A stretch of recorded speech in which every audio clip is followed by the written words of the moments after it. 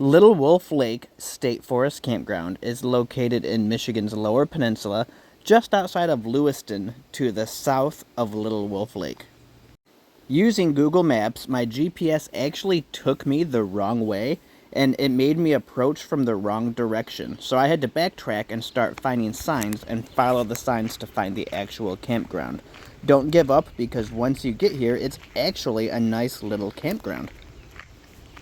Before you even come up to the registration station, you come up to the first couple of campsites, and here you can see campsite number 1, and what you can also see are bugs. All over the place bugs. There are horseflies and stable flies all over in the campground right now.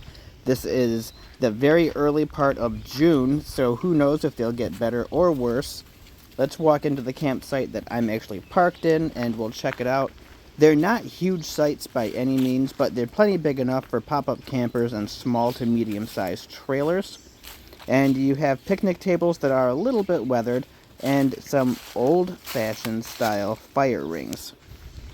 The campsites are laid out so that the smaller numbers start on the right and the numbers increase as you go down the road, and then the road turns and comes back and the numbers continue to increase as you come back to the registration station. So campsite number 2 is across from campsite number 20. I'm going to walk through the campground and we'll take a look here. There's campsite number 3. Again, nice deep site, but it's also in the middle of the trees, lots of leaf litter, and my concern when I see a lot of leaf litter and pine needle litter is always fires getting out of control. This campground does have 24 campsites available, and it costs $20 a night, which is typical of any state forest campground. And it's very quiet right now. The only person here is actually a truck at the far end of the campground. Aside from that, there's nobody else here. There are cabins or permanent housing across on the other side of the lake. You can hear a little bit of noise from them, but it's honestly just people down playing in the water and the distant motorboat as they're out fishing. You can see here that some of the lakeside campsites have little paths that go down to the water if you wanted to have a canoe or kayak to put in. Here's campsite number 6. Campsite number 6 is actually a big open campsite directly across from another campsite and the dumpster. So keep that in mind. 6, 7, 8, they're all very near the dumpster there. But the other good part about 6, 7, and 8 is that they'd be great for group sites because they're all kind of connected without a whole lot in the middle.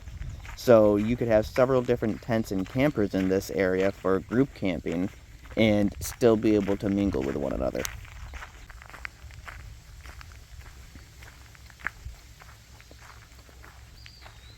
Site number 16 on the left, not lakeside. Also a nice big looking site, mostly grass. Plenty big enough to back a camper into. And I'm just going to keep walking through and swinging around here. It's kind of park-like, the setup here. It's not really secluded like you picture most state forest campgrounds. It's definitely a good spot if you're planning on bringing more than one rig or a few different tents if you need more than one campsite. 7, 8, and 9 are right in line with one another, and that would be a great spot to have a group camping situation.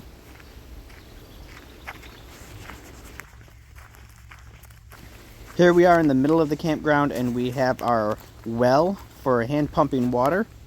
We're going to definitely give it a shot and see if it works.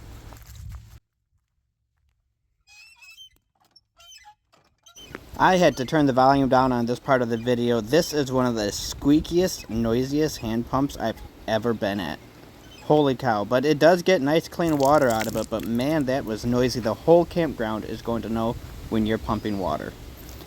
Just across from the hand pumps is the outhouses. We'll walk up and check them out. I can't smell them, so the flies aren't coming from there.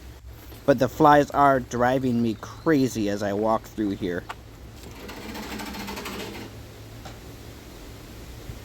Seems to have updated interior boards, but one thing I don't like about these outhouses is the doors don't latch from the outside, so anything could be in there.